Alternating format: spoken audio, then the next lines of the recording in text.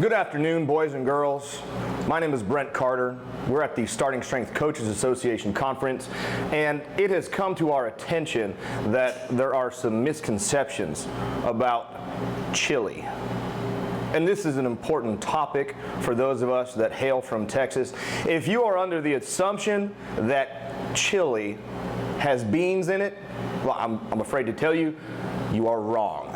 Chili does not have beans.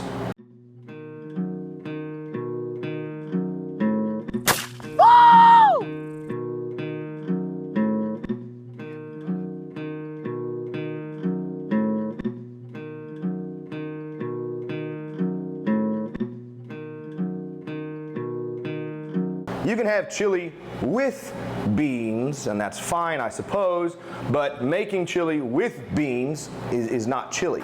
That's stew.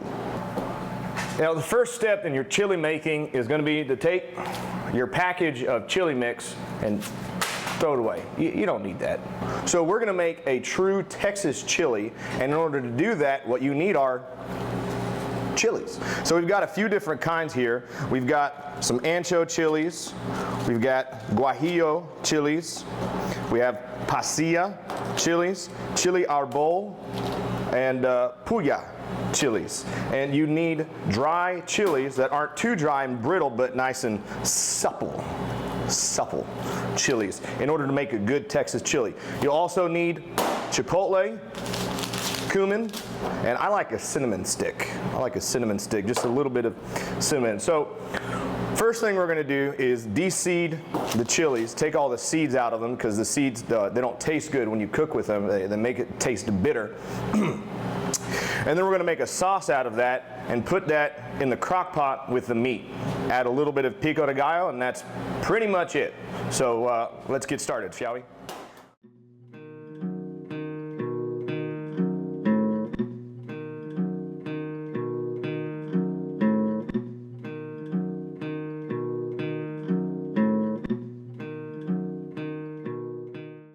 Now, when you're working with chilies, it's a good idea to wear gloves.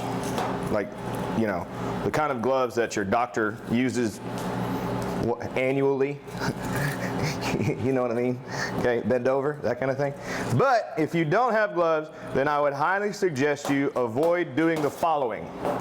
Don't pick your nose, don't scratch your eyeball, don't scratch your balls, don't do any of that. You will be sorry. Trust me. Trust me. Can you believe they didn't pick me for that show? I think I'm a natural. I think so too. I think I'm a fucking natural at this kind of shit. I should have my own goddamn cooking show. Could you explain where we would acquire these chilies? Yes. These chilies were purchased at the local Mexican market, and I think that is the best place to find them because even though they're dried, they do have a shelf life, and if they become dry and brittle, then they won't have as much flavor, they won't taste as good. So you want them to be kind of like this consistency here, this kind of like fruit leather, you know, fruit leather, not too dry. The meat that we have chosen to use is just your standard kind of beef stew meat. So it's likely chuck steak that's been cubed.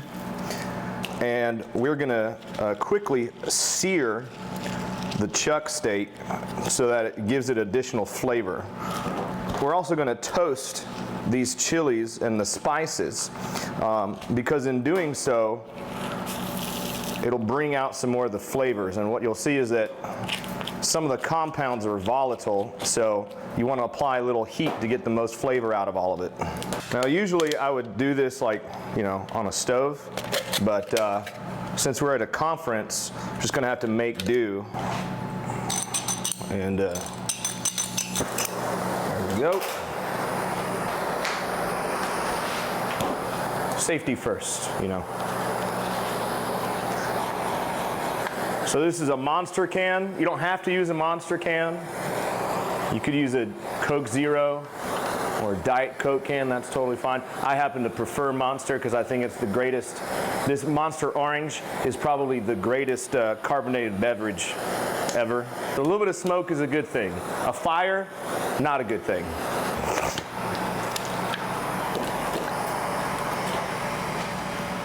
close one. Okay, I'll do the rest of them.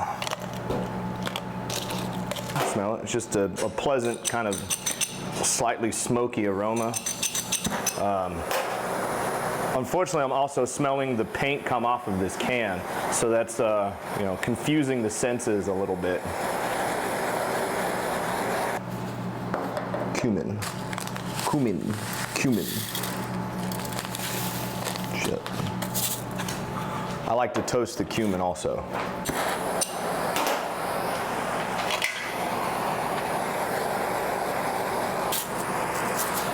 Oh, that smells good.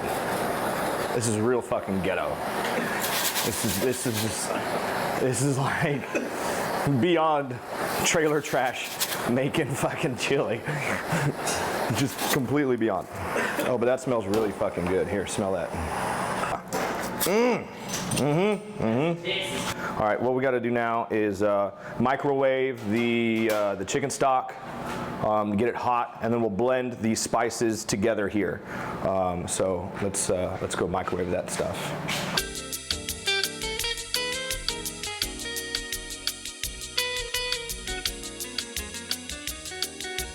I microwaved the chicken stock to heat it up. I put that in the blender.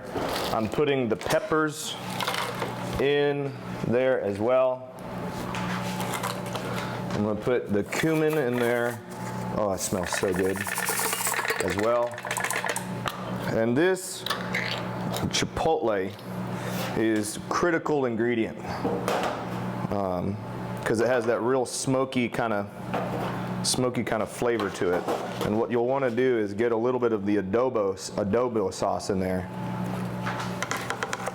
And if you don't like your chili too hot, don't use too much of this stuff.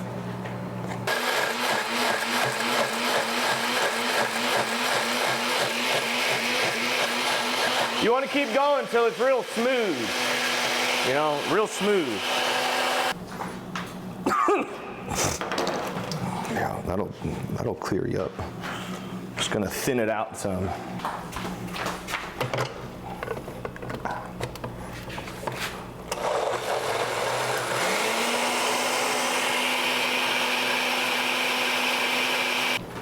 Oh yeah.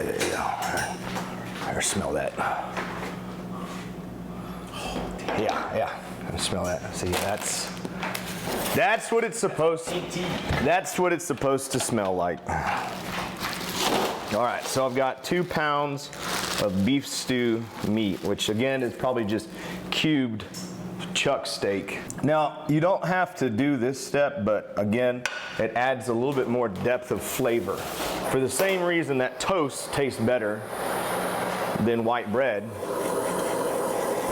meat that's been caramelized tastes better than meat that hasn't. If you had a pan, this would go about 10 times faster.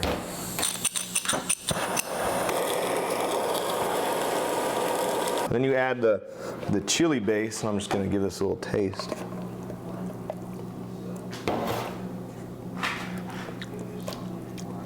Oh yeah, see, that's real nice. I'm just gonna pour it on top. Oh, that's real good. It's real good. And then you can chop up some onions and tomatoes, cilantro, jalapeno, or just get some fresh, locally made pico de gallo. Save you a lot of time. Just mix that in there. And that's it. A little cinnamon stick in there for flavor. And that's it. We're gonna plug it in. We're gonna let it go. And by the time it's dinner time, it'll be ready. Well, in a crock pot like this, it's probably gonna be about 4 to 6 hours. We're gonna put it on the high setting, so it'll be closer to 4. All right, so while you were away, I put in a couple of handfuls of crumbled up tortilla chips. Now, traditionally, chili is thickened with masa, which is a powdered corn product, but tortilla chips are essentially masa. So if you put it in the chili, it will break down and it will thicken the chili, and what you get is a nice, thick, gravy-like consistency, just like this. And that's exactly what we want to see. Some chunks in there, as well as some of the beef that got shredded. Yeah, it's good. Yeah, it's real good. So All right, Rip. we're plating. We're plating now, and a couple of tips when making chili. For bad boy. Is Yeah. this a puppy or a bad boy? I think bad boy. Cooking shows all Big- say big red, that's what it plating is. that Big red. Now, a couple of tips when making chili. Avoid wearing white. Don't wear white. As you can see, Yeah, you got a it's all few. over everything. Yeah, I'm not too worried about this. I mean, it is a nice pearl snap shirt, but I got it at Value Village for $4. So Beautiful shirt. you know, I'm not too upset about it. But anyway, you plate the chili like so. Right. Okay. And then you take some of the cotija cheese on top. A little bit of A little bit of cilantro. cilantro, a little bit of diced white onion. Right. Okay. Oh, that's beautiful.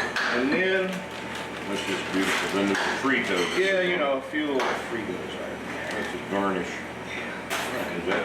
there. You go. That's beautiful. Look.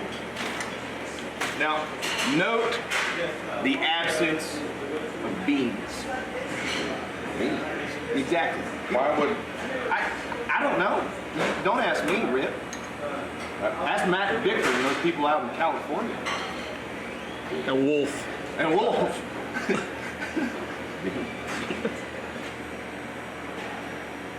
Oh, and you'll want to salt this to taste. And you know the way you salt This it? is just fine for salt. This is real Yeah, good. yeah. Well, I salted it, and the way you salt it is a lot like how we do our squats. You add a little bit, Titrated it. and then you taste it, Titrated and then you it. add a little bit. You titrate it just like you would a heavy set of squats. Just like everything else in the world. Yep. You need to make this. It's good. Real Texas chili. Take it from some Texans. Bonafide pearl snap wearing Texans. Absolutely.